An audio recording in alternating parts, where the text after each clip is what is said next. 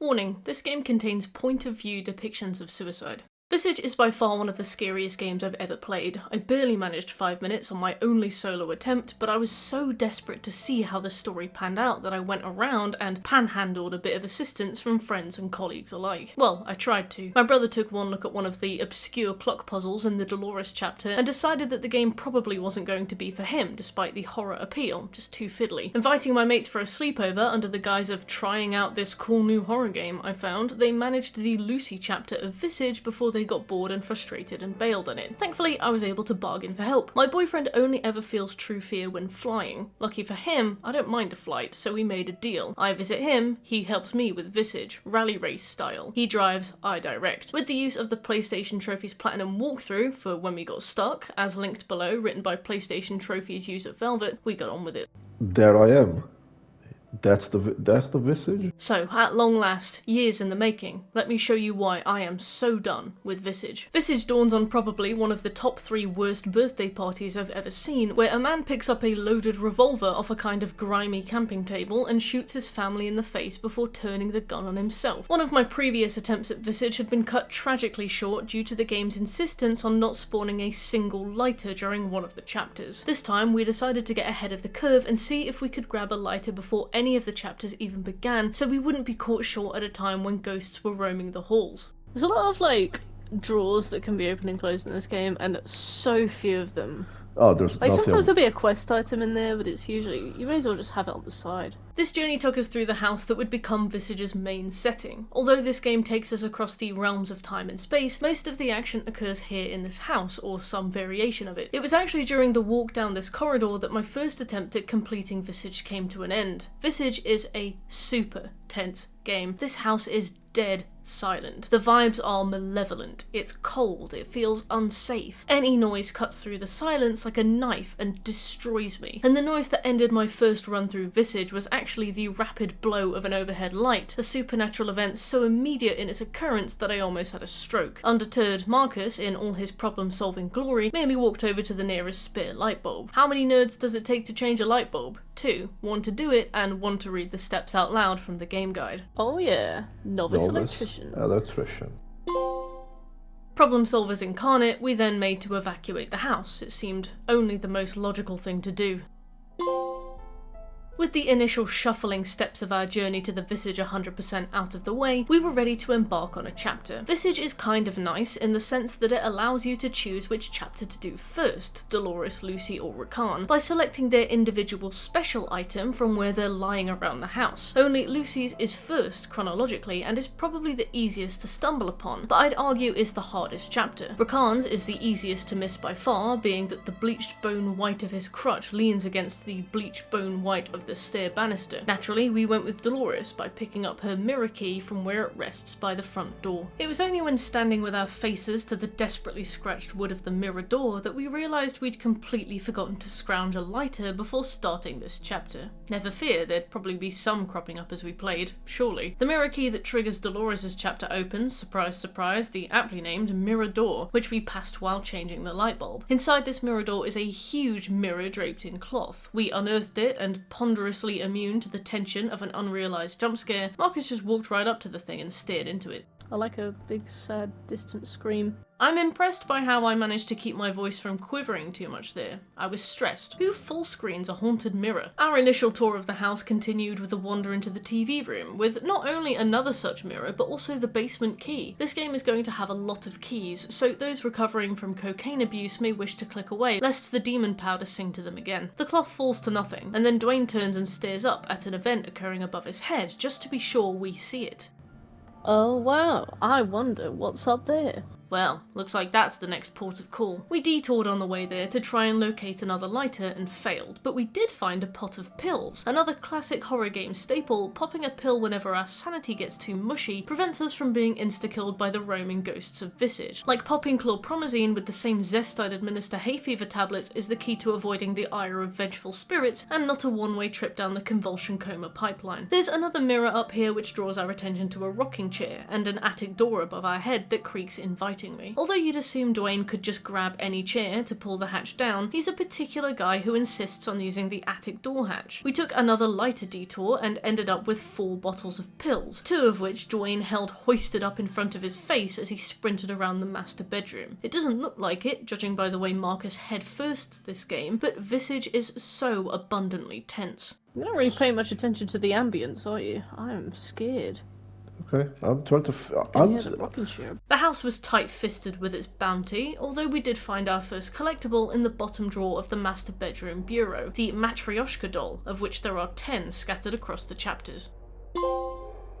With still 0 lighters to our name, we scampered off in search of the attic door hatch. Luckily, this kind man is here to show us the way, since Dolores has buried it in a photo of her husband in the progress room. It's always the last place you look. There's another Matryoshka doll here, tucked in the nook of a little cupboard. With it pocketed, we belted back to the attic and pulled the hatch down, which confused Marcus, who briefly assumed the attic was now impossible to reach and that we'd broken the game. Creepy. You go around it through the bathroom. Okay. The attic contains our next trophy, Smile, earned for locating the subtly tucked away smiley sticker. We love a cheeky miscellaneous trophy. How very whimsical. The rocking chair is here, and interacting with it causes the ceiling in the master bedroom to loudly collapse in on itself. Dropping down here takes us to a cool new version of the master bedroom, the version Dolores lived in, complete with extremely plush double bed and baby crib. Baby crib? Wow, I hope nothing bad happened here. There's a plush white slipper on the ground, which we helpfully grab for our ghostly compatriot, at which point my horrifically fearless companion learned that he could quick turn. I could do this. Look at this. I need you to stop doing that. I am barely holding it together. There are some paintings on the wall here we can knock off for an anxiety-inducing jump-scare bait sneak peek at a puzzle solution we'll need much later, and I quickly scribbled down their description. With that, we grabbed an audio cassette collectible off the table. It relayed to us one man's grief-laden struggle with coping with his wife's insidiously worsening dementia, but we're not here to listen to Greg, another trophy in the bag.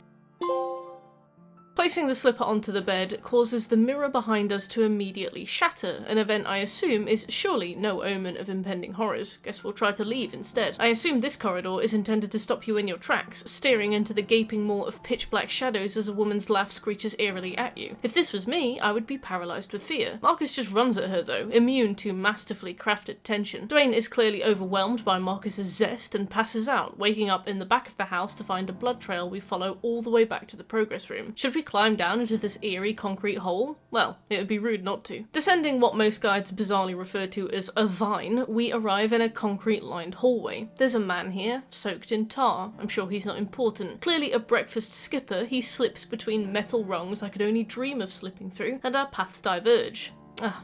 How cozy. This mirror room is about intense as you could expect. The idea is to wander around the mirrors until you see 4 visions of Dolores before you're allowed to proceed, a task I personally would have only been able to embark on after about 15 beers and a motivational speech. Marcus just rushes it though. This man's got places to be. Definitely this next one, right? Yeah, there. Is that right there? Yeah. I won't spoil the big fat jump scare that happens at the end of this segment, so all I'll say is that a short moment later we arrive at a darker, older version of the progress room. A short walk later and we're in the kitchen, cooking up our next trophy. Only rewatching this footage do I realise how many scares we completely miss just by looking away as they happen. Whoops. Anyway, we need the keys to the garage next, and who amongst us hasn't had to dig through their laundry to find one in their pocket? Not Dwayne. Still lighter devoid, we stepped into the garage against the backdrop of a screaming car alarm. Looks like someone's performed some light vandalism here. The family sedan is ruined. We climb into the driver's seat and carefully, and I do mean carefully, it's a very slow animation, tug it free of the broken window. You might think the advent of a sledgehammer means we can just club the ghosts of this house, but no dice. It's purely for window smashing. Which is a shame too, because Dolores is menacing us from the top of the stairs. It would be great to have some lighters to hand, considering she drains our sanity faster than those yearly mandatory annual anti-bribery training courses I always had to do, but again, Visage is unimpressed with that progress thus far and won't put out. And I know that they can spawn here too because I've found them here before. As well, maybe it will. Oh. Climbing the stairs was unfortunately put on pause while we figured out how to rearrange our inventory. How do I obtain? You cannot store this. Let's figure this out. Drop it if it's useless. So how do I drop in? That's my question. Sad, no lighters. At least we have pills though, which we scarf with reckless abandon as we climb up the stairs towards Dolores. She bolts, which I understand. If I was menaced by an individual who was huffing antipsychotics with the same enthusiasm I'd approach a Pez dispenser with, I would probably cease to exist too. As if to reward us for our bravery, King Visage bestows upon us a few measly crumbs of resources.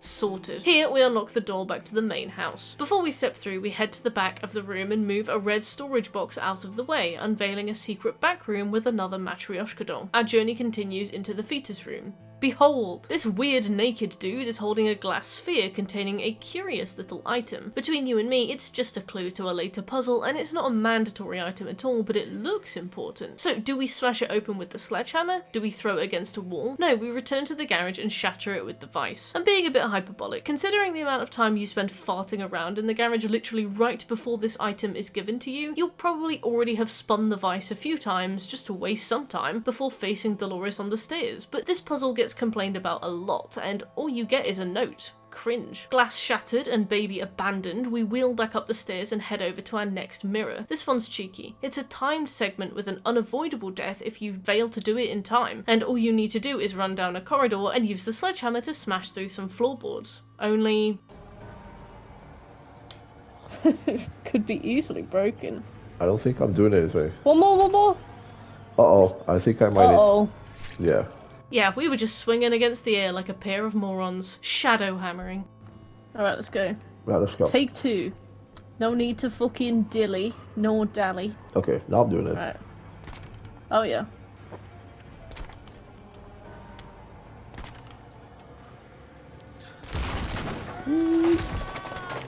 Success. Easiest game of my life. I could not play this, by the way. We then embark on a hanging man puzzle that feels very Silent Hill 2, except instead of hanging the men, we need to open windows above 3 marked men to shine light down on them. They are marked by drawings on their body, and the chosen drawings are subtly specified in a poem you find in the middle of the room. Once you know the location of the hanging men, you head upstairs and shine light on the respective chosen ones. If you're successful, a hole opens downstairs that you can jump down through. Dolores' chapter spans to the furthest reaches apparently. We scramble down some mineshaft and wind up in the basement, grabbing another doll in the deep freezer that Marcus opens so blithely that I wonder whether this man has ever felt fear before in his life. Another mirror waits for us here, nestled inside a cupboard. Inside, we squeeze through a crevice, suddenly blessed with abundance. After the slowest and cruelest start imaginable to this game, we got like 4 lighters in 15 minutes. We were probably being rewarded because we did such a good job. I think this is how religions start. We should do a dance for the game and request a good harvest. This mirror just contains a big room full of crucifixes. Crucify? No, that's the verb. Crucifix. Either way, we grab one of them and lay it like a bridge connecting to our next trophy. Though. Oh. Interesting. Coup maternal.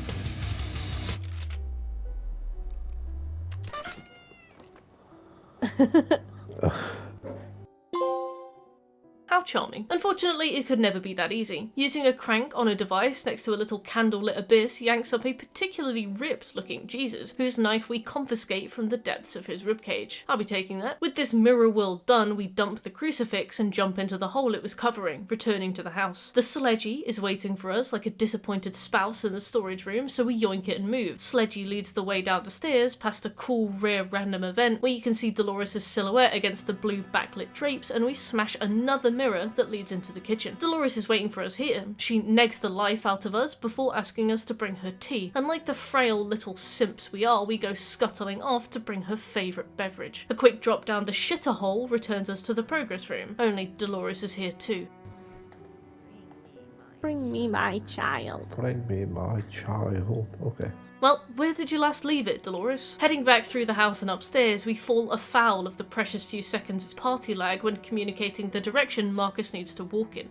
Well, congratulations. Into the room on the right of the bathroom to the study/office. That is the left. continues to be the left. Yep, okay, cool. Stop. And then take a left. Eventually we found the study. After a bit of wandering and a moment where we realised that there is an actual sitting animation in Visage for no reason, Dwayne sits in the corner and literally trembles while we take another running jump at taming the cumbersome inventory mechanic. Not quite there yet. Smashing this mirror reveals what became of George, Dolores' husband. Knife to see ya, man. Haha! Damn, did someone die in here or something? Tough crowd. George here has an IV bag I've had my eye on, so we take the opportunity to swipe it off his person before the authorities arrive. With that, we open a hidden door in the back of the room to grab a cloud toy and another cassette. George takes issue with this, but we just close the door on him, and thankfully he gets the message. Well, back to the house. Yeah. Oh, there's the weird flowers again. Ooh, Oh! That was the... Scared the fuck out of him. Fuck! Well, if anything was going to get him, obviously it would be that. Our man does seem to feel fear after all. A quick trip back up the attic and we grab the tea from the locked box, which we carry back downstairs. Something seems to spawn because the subtitles read gibberish, and I handle it professionally. What is gibberish?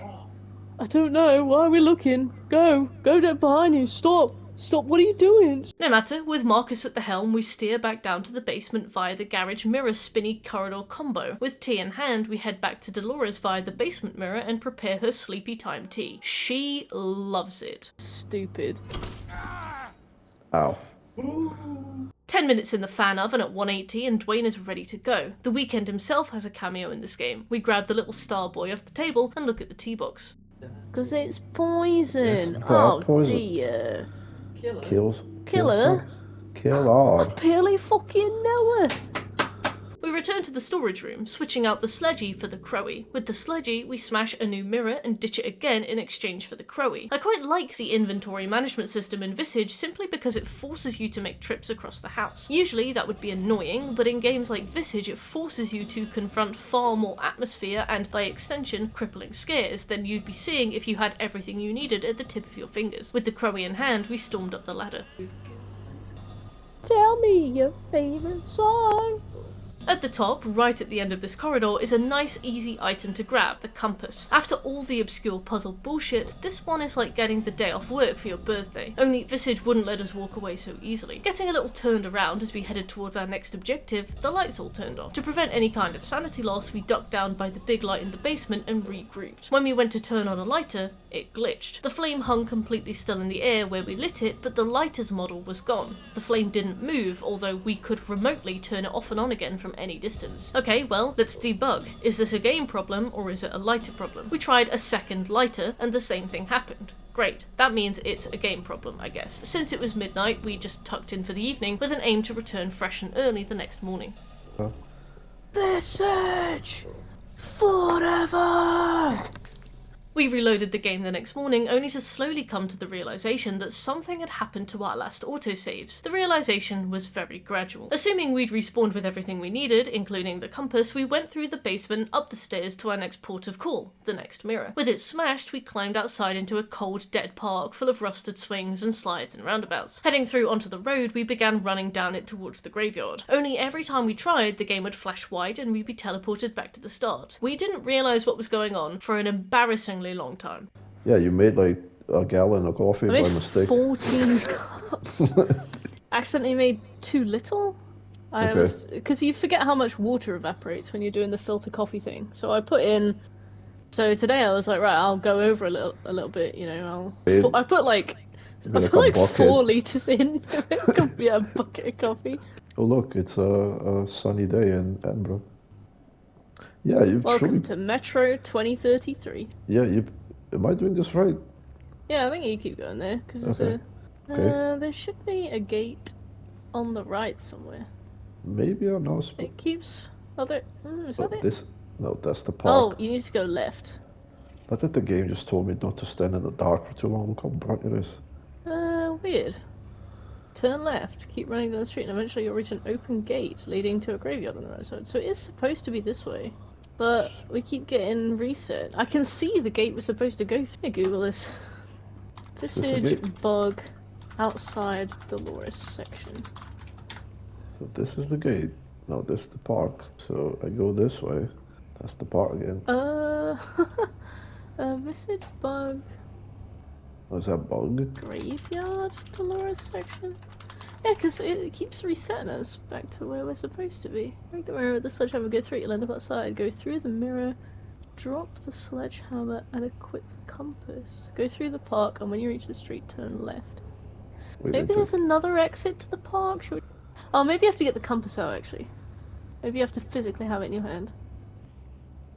I do not have it. Where's the compass, Marcus? I googled it, assuming it was a bug, and then suggested we grab the compass. We didn't have it. Whoops, must have left it in the storage room. Scrambling back through the mirror, we backtracked to the storage room to see if the compass had spawned there, and it hadn't. We reloaded the save to see what had happened. It still wasn't in the storage room. Dang it. We retraced our steps back to the compass mirror, only to realise we no longer had a crowbar to open the window with. It was at this point we realised we'd lost Crowy. Time to head back to the kitchen and serve Dolores her tea again. Okay.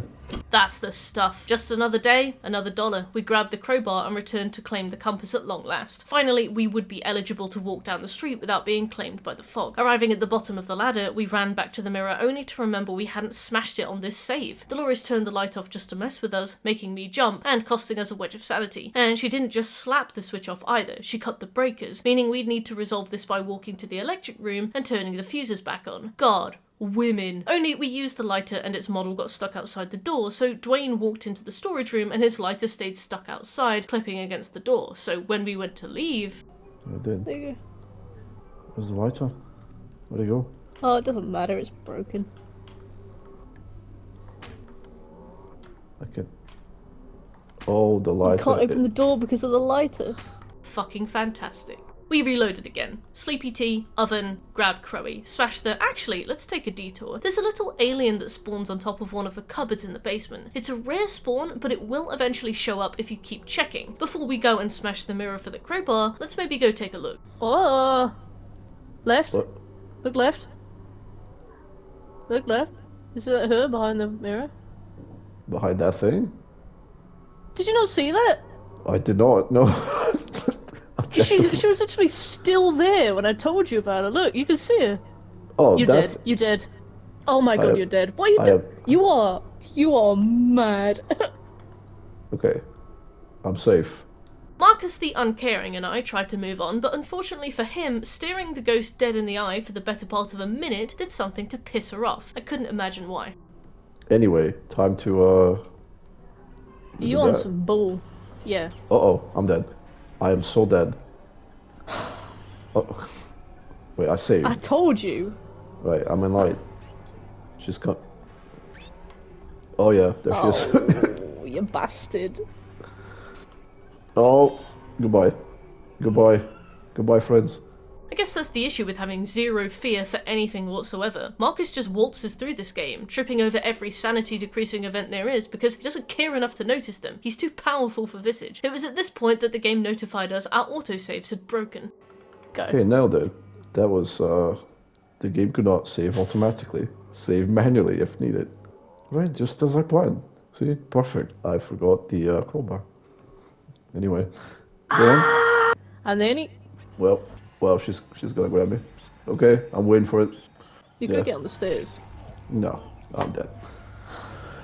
I think this is scripted, to be honest. It isn't. How could this have gone so wrong? This game has the good grace to at least let us respawn after we've grabbed the crowbar. Okay, incremental progress. Smash the mirror, fetch the crowbar, grab the compass, smash the mirror, back to the park. Okay, we made it. Only took 25 minutes. With our powers combined, we entered the playground for a second time and sprinted down the road. The game gave us passage this time, allowing us access to a big open gate to the graveyard. I've just had a notification on Astro's Playroom telling me that I've lost the lead in Frozen Run. Another toy claim from the bowels of a baby's grave. Gosh, no one told me this game would be dark. And we skipped to the opposite side of the graveyard to a mausoleum. Despite the hill climbed to get here, the toy is all we needed from this area, which felt almost underwhelming after all that effort. Dolores has shagged the breakers while we were away, and then she shags us. Uh-oh. Oh! Close. Drugs. Where's my drugs? Oh, she's gonna kill me. Oh, she's right here. Oh.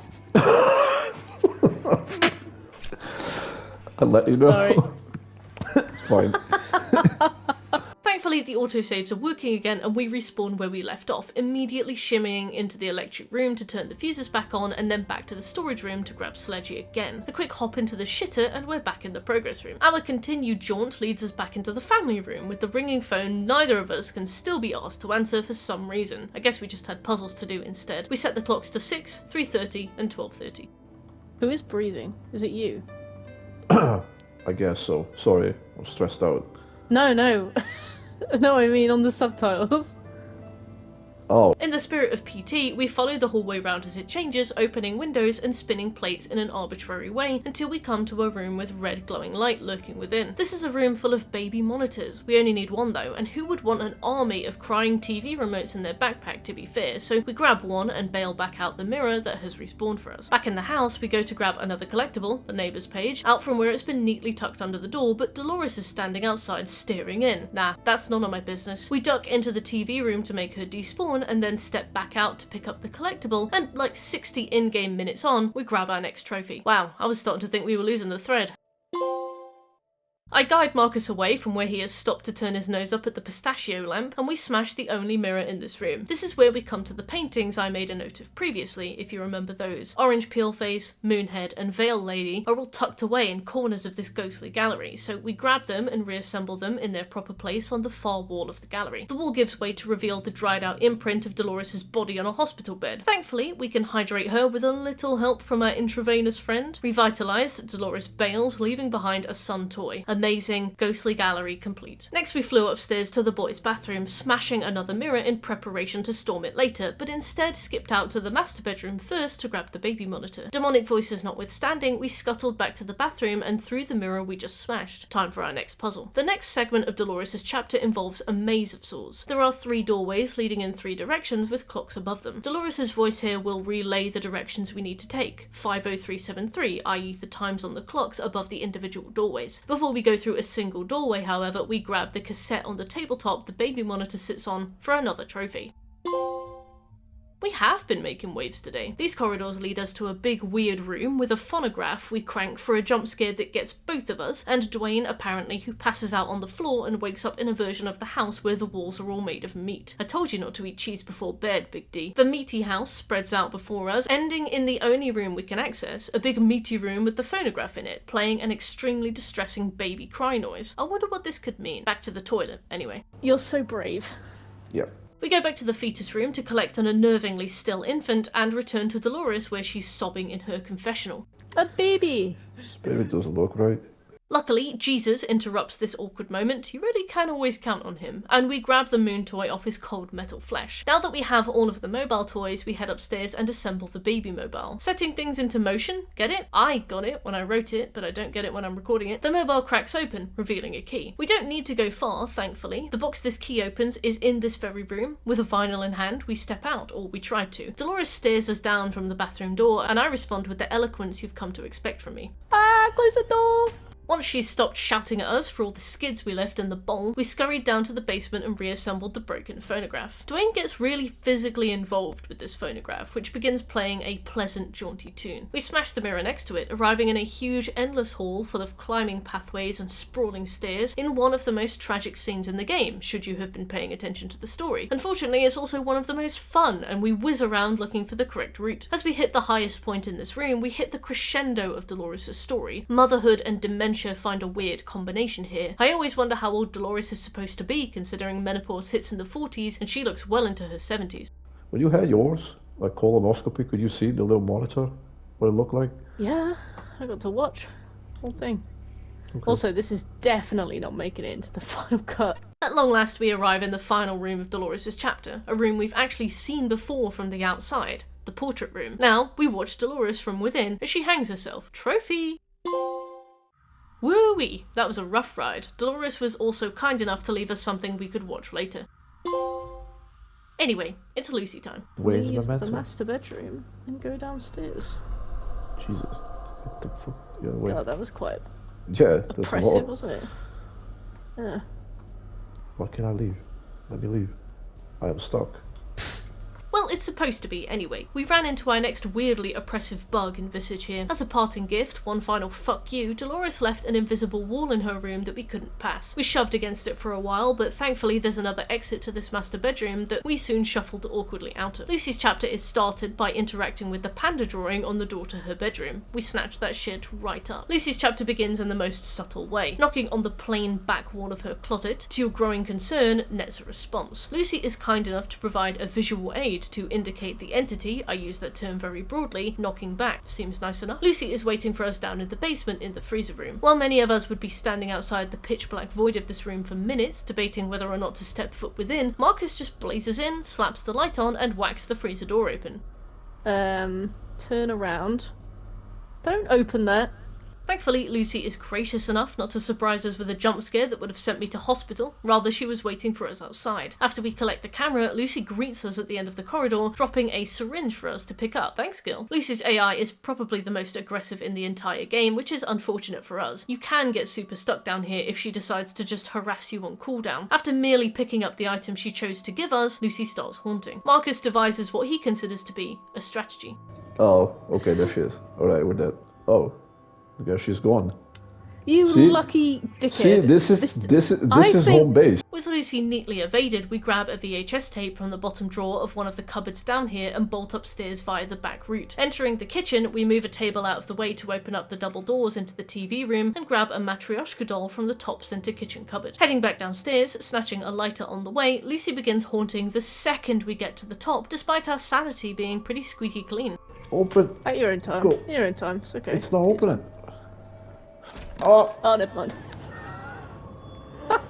fuck. We respawn all the way back downstairs in the basement, and our sanity zooms off into the red off the bat, getting us spawn killed immediately, through the wall. Damn you, Lucy. Why can't I just hit her with the sledgehammer? Why must I entertain this child? We respawn again, and as we rush for the exit up to the kitchen, she spawns behind us. Thankfully, we're able to leave this mug in the dust. Go do your homework, Lucy. Fuck off. Clearly embarrassed by being outrun, Lucy leaves us alone all the way up to the study. We walk in, take a photo of some drawing on the wall, and walk out again. This bit feels somewhat arbitrary, but I assume it's done to give the new map downstairs a chance to spawn. See, a red lit door now opens to an outside area. This is where Lucy's treehouse is, but the assets look very Ark Survival Evolved, like we've gone back in time and are rushing through tropical ferns and ancient untamed topography. A trip into the treehouse nets us another Matryoshka doll, and looking at the back of the correct drawing will give us a small key for the box in the treehouse. Inside the black box is a drawing. Picking it up starts a surprisingly creepy, simple, but extremely effective moment that grants us a ton of insight into Lucy's story. Very good. The floor falls out and we're back in the basement. Only this cheeky scamp has stolen all me fucking light switches. Thankfully, she's marked our exit route with a trail of them. We follow this with enthusiasm, only to trigger her fickle AI and have her chase us back up the stairs. I don't know what you want from me, Lucy. Why have you marked my exit if you're going to chase me along it? We get turned around here and decide, let's just take a break. I returned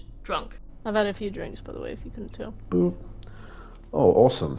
We thundered up the stairs, grabbing a VHS tape on the way, and passed into the master bedroom. The shared closet into Lucy's room is blocked until we can see our regularly scheduled door-closed jump scare, so we go and rub ourselves against Lucy's door for a bit until she slams it, although we were accidentally looking away at that point and we missed it. There's a big hole here that Dwayne struggles with.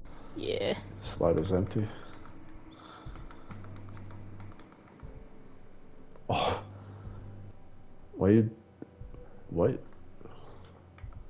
Oh, this game is shitting itself. Janky as fuck. Despite the rocky start to Lucy's chapter, this is where I think her section of the game really hits its stride. This section is excruciating. The birdcage room sees us roam around a pitch black void full of bureaus and desks and tables, scrambling around for a key to the one door on the opposite side of the room, the exit. The only complication? Okay. Oh. Fuck. Okay. That made me jump. Scared the shit out of me. Yes, Lucy roams this place at the same time, and is pitch black, and you mostly know where she is by sound. Oh my god. You can use a lighter here, but it's very little help in this impenetrable darkness. If you want to light up any reasonable amount of this room, you need to rely on the camera flash, and it's as excruciating as you can imagine. This segment of the game has me on strings, I tell you. The furniture is great for breaking line of sight and keeping her from aggroing on you, but the other side of that very miserable little coin is that you only really have an approximate idea of where she is too. The mad scramble for the key is topped only by the desperate sprint for that door once you've found it, waiting for Lucy to drop on you like a bag of bricks. Haha, bye, idiot.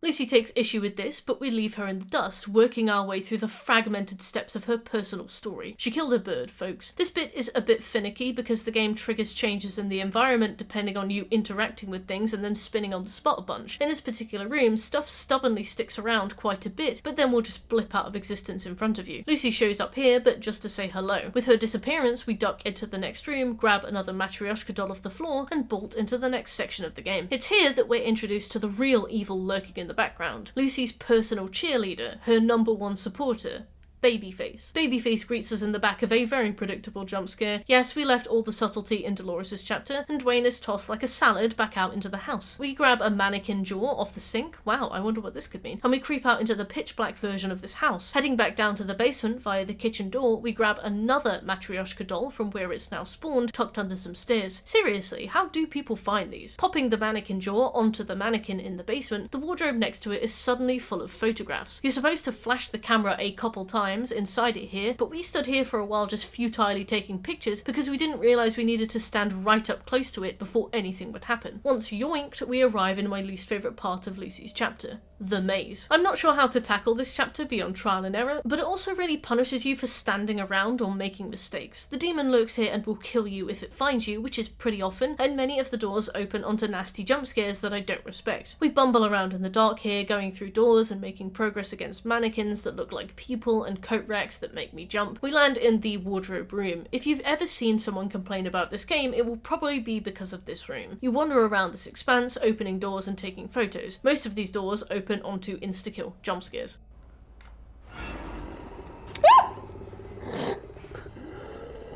The only issue here is that one of them contains a collectible, so we end up rummaging through them for a while until we find it. The real objective of this section is just to jump down a hole in the corner. It's a subversion. A lot of people get pissed off with this, but personally I don't care that much, it's fine. We yank this rag off the floor and climb down a hole, always a promising omen. Down here we yoink a big plank out of a slit iris drawn on the wall and then clamber back out. With this we continue on. It's a continuation of the maze here again somewhat. Can you imagine fumbling through this place without any kind of assistance? We grab the rusty key after an extended period of spelunking and head back to a nondescript three-way intersection. Here we need to cross a gap a Yorkshire Terrier could clear with little effort, but Dwayne insists on grabbing a cool plank covered with eyes before he'll go any further. The maze leads us even further into the pitch black, impossible to illuminate without a camera. Tense as balls. Climbing the pile of shite in the garage, we're soon back in the house, and back chasing light switches as we reach the final few moments of Lucy's story. Her story concludes in the bathroom, which we're quickly locked into, and at this point we have to wait for an entire bathtub to fill. This is why I shower. At least it's kind of Visage to build in some toilet breaks should you need a quick poo. When we get in the bath, we're shown the story of Lucy through the power of static scenes with overlapping dialogue, before watching her rip her jaw off in the bathroom mirror.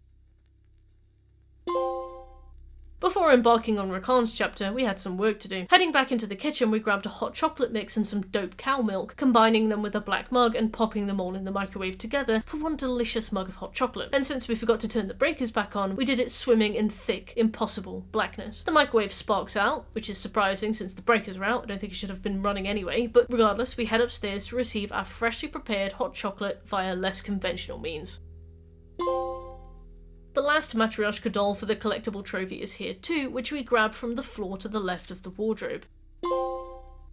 After a trophy-devoid chapter spent with Lucy, it was nice to rack these up quickly. We snatched Neighbour Page 2 from the top drawer of a white cabinet in the garage. We snatched the next VHS tape from a cupboard in the family room, and then finally answered the phone call we had neglected to answer since the game began. Rose doesn't mind that we've been ignoring her for hours and hours and pops off on her monologue. We leave the room and return for the phone to ring again with just another monologue. These would typically be a little more spaced out in the game, but we couldn't be asked to answer the phone earlier, so we just triggered both of them back to back for these final collectibles. With these two phone calls heard, we grabbed the third comic book page from the floor of the TV room and then headed upstairs to the master bedroom closet for the final comic book page and our next trophy.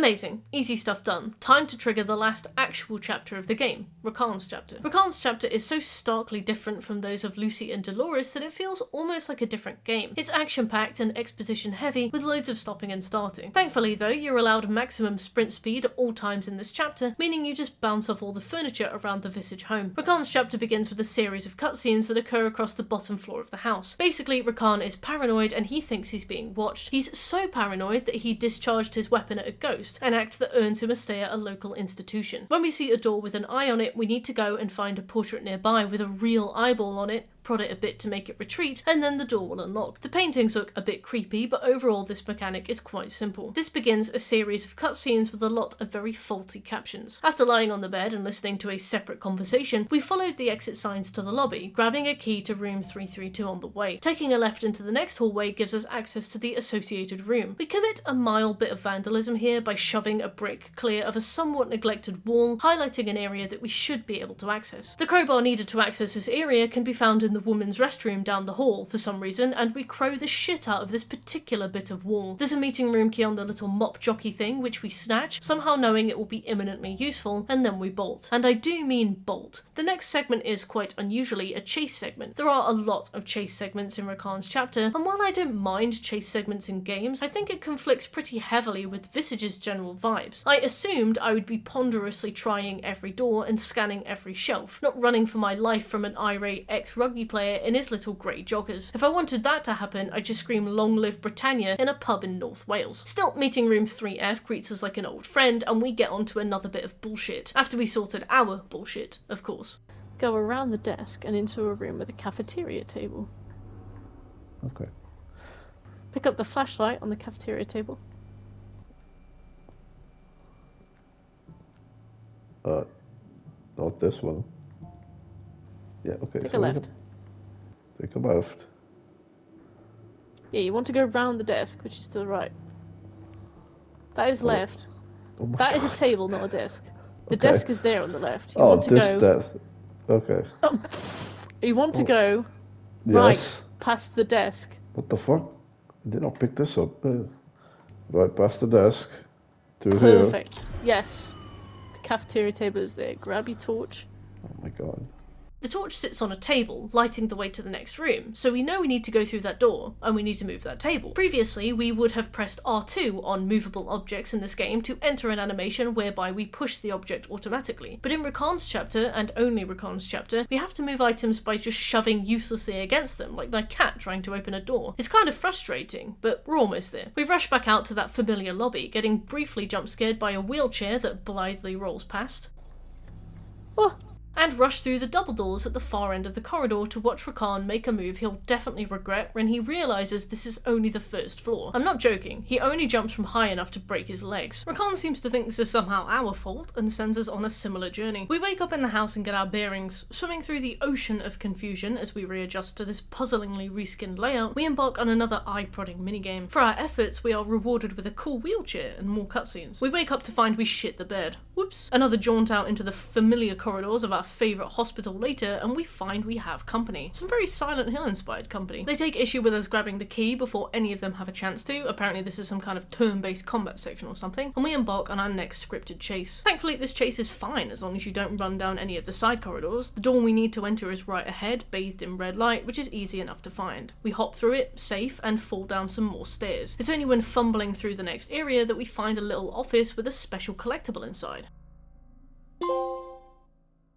Easy does it. That's the only trophy in Rakan's segment, so all we need to do now is reach the end. We return to the hospital's exploration. You're mainly just bumbling around looking for red lights here. Exit lights, emergency phones, general red lights, and most of the time here is spent in chases, so there's no opportunity to chew the scenery. We race through a courtyard and into the stairwell, grabbing a flashlight on the way down. In yet another corridor, we duck into the locker room, grab the control room key, and shimmy through the wall of the adjacent room to reach another corridor. confusing stuff. Probably maybe comfortably past the halfway point of this chapter by now, we swanned around this hospital that, while dark, was no longer really scary. Dolores and Lucy's chapters are full of random events that trigger with lots of scares, but Rakan's chapter is so scripted. Every scare will happen exactly the same way. All we do here is look for keys. We find the next one in a laundry room, and we're finally free of this huge sequence of boring corridors. Here we use an employee's magnetic card to open an elevator, but the elevator is full and can only carry one person, which is awkward for you. You haul the first slab out and Rakan comes barging around the corridor at us, but a quick loop-de-loop around the room sends him on his way again. I think he just despawns. With him gone, we yank the rest of the bodies out, but one of them gets slightly caught on the lip of the lift, so when his scripted event to chase us again triggers, intending to force us into the lift, we have to do another loop and then return to the lift to tidy up. The lift opens on another kind of Silent Hill reminiscent moment, more shambling, faceless creatures to crawl through before breaking out into a run. This bit kind of sucks. Any enemy in this game is a one-shot, and in this section you're let loose in a web of corridors with them freely roaming around, and you're not told what to look for. Like, it's a door surrounded by exit signs, yes, so you'll know it when you see it, but it's pretty far through this maze and it will take a degree of trial and error to even know to get to it. We arrive in a patient's room and all we know is that you have to blunder around it before the game will arbitrarily let you continue. Then we relax into a soft bed of cutscenes. The cutscenes open back up into the house again, coated in weird black roots. After wandering aimlessly for a while, Rakan will attack. At this moment in time, consumed with stress, Marcus's directional abilities failed him.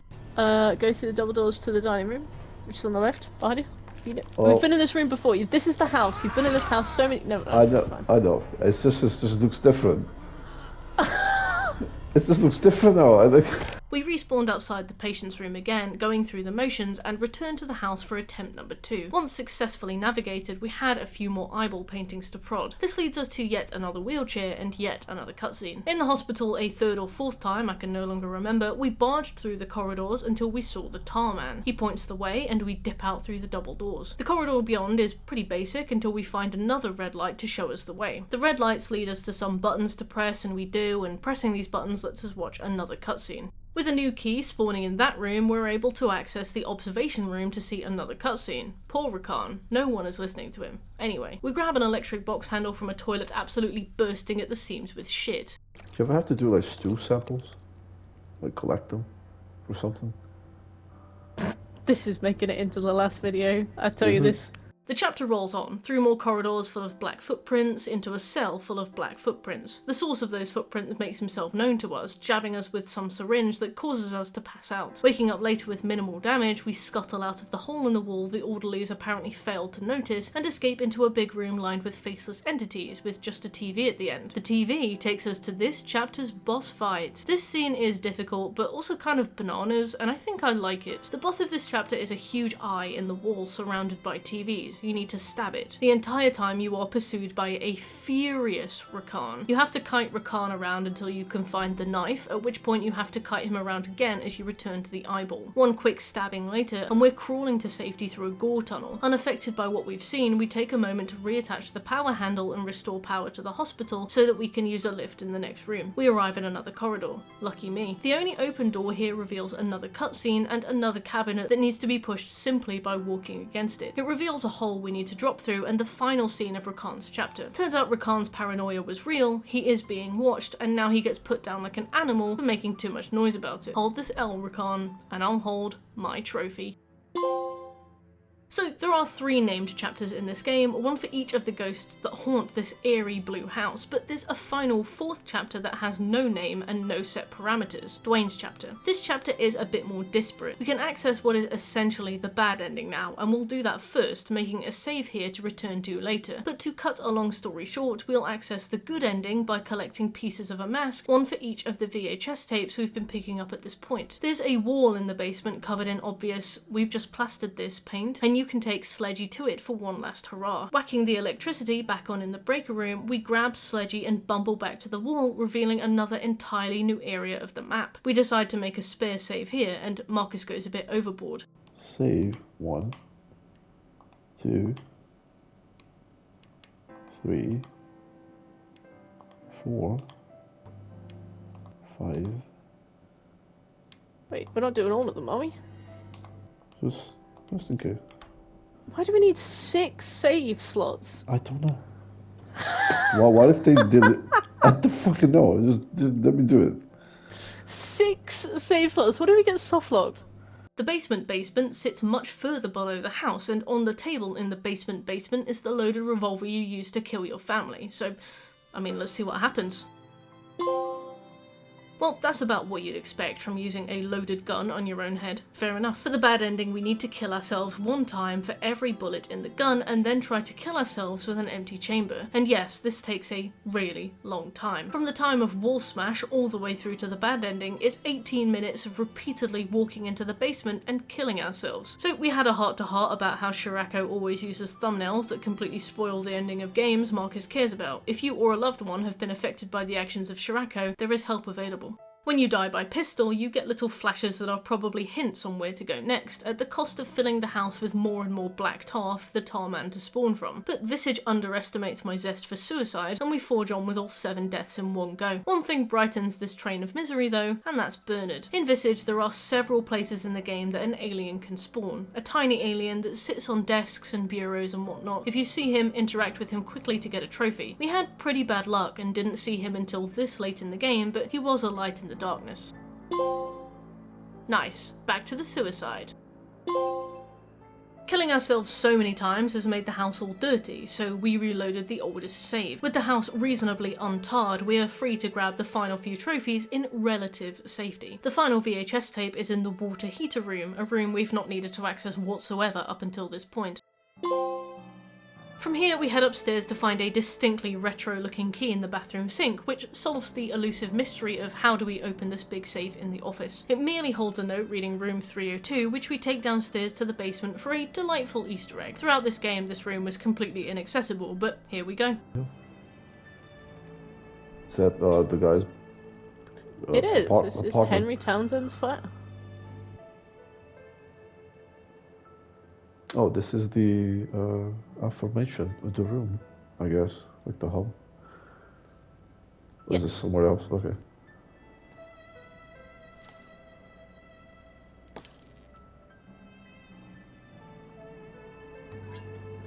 Okay. Oh yeah.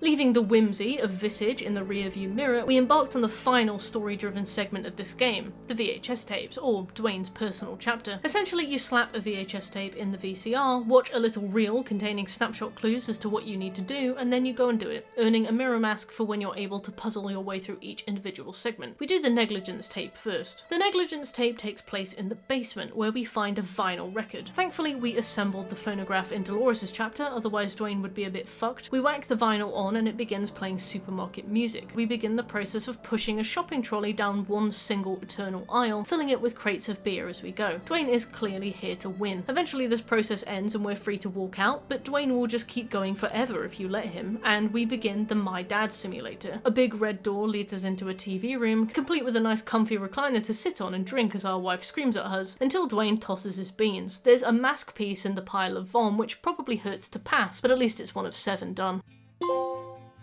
The next tape is Addiction. This tape begins in the master bedroom, where the bed has been replaced with a hole in the floor. Down here there's a lump on the bed covered by a blanket, which we unearth. Pulling the blanket back thankfully doesn't drop a jump scare on us that any other game would, instead redirecting our attention to a talk show setup hosted by the Masked Man, Dwayne's particular evil entity. This is a heavily scripted sequence where we basically just drink whiskey as the Masked Man harps on about bullshit, and then it's done, and we have our next mask piece. From here we move on to Indifference. For this tape we need to go around to different places in the house and pick up strange frames, weird picture frames that have spawned. There's one in the master bedroom, one in the hallway connecting the family room and the kitchen, one in the progress room, one in the storage room, and one in the deep freezer room, and then one in the electrical room. All of these frames, when combined on the blank wall at the bottom of the stairs into the basement, form a door that we can walk through. We enter an eerie black corridor full of lamps, walking through it to a distant white door. We enter a room with a table full of delicious pills, all 5 of which we pop like pistachio nuts. Taking Taking these removes the chains from the only door in the room, only when we approach the door it rechains itself. Approaching the 5 new doors that have spawned, each more identical than the last, we begin opening them and interacting with the nonsense within. One bloke is producing genuine wall-hangable art, very nice. One room has a cup of water and a loud sting jump scare. One door is jammed and one door opens just to spill pills all over our feet. The final door just opens on a wall, but this removes the last chain from our target door and we're able to go through. I don't think much of this interior, but fair enough. A room made of fluttering paper sheets with different scary words written on them surrounds us. When it flutters away, you'd assume the tape was over, but we're barely halfway done with this one. Now we're in an enormous subterranean cave full of lost souls. On the distant edge of this cave is a huge tower we needed to row to. Yes, we got a rowing mechanic in Visage before we got GTA 6. The masked man gives us a hearty welcome to our new domain from his place in the TV, but we don't have time for that. We scale the tower to the top where a portrait of Dwayne and his wife is waiting for us. After a long protracted cutscene full of our negging family, we are set free in the basement to grab our final mirror mask piece and continue on with our day. Next we tackle the Pride tape. This spawns a table outside the TV room door with a key, which can be used to open the Omega box in that little hidden nook in the upstairs section of the garage we visited earlier. This house is way too big. The Omega box contains a handle we use to raise a hatch down in the mannequin segment of the basement, raising it to reveal more rooms in this house. I mean, this room is all in our mind and will become basic storage when we return, but for now we're in the basement. And this recording corrupted and we lost it, so you'll have to take my word for it that we smashed a window, grabbed a fire axe, broke through a wall, crawled through a tunnel, and got back into the house. Returning to the hatch, we found the aforementioned storage and one more mirror mask piece. I promise, just we lost the recording. Next, we cracked on with Affliction. Grabbing Crowy from downstairs, we went up to the mirror room on the ground floor and located a ridiculously subtle bit of floor that can be crowbarred up. Dropping down the hole we made, we followed a sprawling cave tunnel through a water treatment facility. Story-wise, we need to poison the fuck out of this place. Mechanically, we need to wander the plant until we find a button to press to move a piece of machinery and reveal a big safe door that we can walk through, which opens up the rest of the plant, and then we need to go and find an employee keycard for access to the remainder of the area. Heading first into the cafeteria, we grab Lewis Taylor's keycard. The man himself arrives, furious at our theft, and we rush through the cafeteria, escaping through a vent like a Looney Tunes character. From here, we rush to the locker room. I wonder which locker is Lewis's. The magnetic keycard works like a charm, opening up the final room in this water treatment plant. Ah yes, the eternal gaping well room, a staple of any water treatment facility. All we need to do is poison this well and the next mirror mask is ours. Yummy, delicious, red apple. We fall out of the water heater so hard that we leave a Dwayne-shaped hole in it and snatch the next mask piece from the foot of the heater. Only 2 more VHS tapes left to go. We return to the TV room. Time for Greed. Greed takes place in the basement, in the same room as the water heater we just fell out of. This one's kinda cheeky because you cannot climb into the vent without a lighter, and you may not have any left at this point, so you need to be really careful. Your first attempt to climb into the vent will break the stool you're climbing, with a petty jump scare, so you have to go and grab a stool from the electrical room and bring it back before you can proceed. We climb through a long vent to arrive at an office with a neatly worded contract on the table. Dwayne signs without reading the conditions, so relatable Dwayne, and we just fuck off back out the door. Our next mirror mask piece is placed atop this delicious dead bird. Nom nom nom nom nom. After a quick death by strangulation, we barge back into the basement and up to the TV room for our final VHS tape. Prison. Prison is probably my least favourite because it's the most stressful. Like, I respect the mechanic here massively, it's a really clever idea, but it also gives me heart palpitations, so I hate it. Prison begins in the back corridor of the basement, down the stairs behind the kitchen, so you may not have spent much time here. Here, the corridor that would typically lead to the basement now leads to a dead end containing 4 routes, lit by only 2 operational light bulbs. Lewis Taylor attacks us down here for absolutely zero fucking reason, scaring the shit out of me. But once we respawn, he leaves us alone for the duration of the tape. You get around this tape by moving the only 2 functional light bulbs back and forth. Sledgy meets us here, always by my side, my guiding moonlight, and we smash each of the walls at the 4 ends of the route to pieces. This takes a while, and it's a bit arbitrary considering these rooms are fairly inconsequential, but it's an extremely tense segment of gameplay that I can barely stand to watch. We also get a nice miscellaneous trophy down here. Carrying a crate from the 4th broken wall all the way to the 1st, we climb up into a copy of the boys' bedroom and open the closet, looking at the axe inside for our next trophy. Fantastic. With that, we bail, grabbing the mirror mask from the back wall and completing our set at long last. With this, we're able to obtain the good boy ending for Visage. We return to the progress room to find the mirror mask, which we are now able to wear. With it on, night turns to day, and the house is illuminated with a beautiful warm light. Turns out this place actually looks really nice with the lights on properly. With the mask on, we walk down to the gun room in the basement, only for the door to open to a beautiful white light and the surprisingly forgiving faces of our family. Sorry for shooting you guys. The game ends with the credits rolling over the image of a gorgeous mountain vista. Dwayne is finally at peace.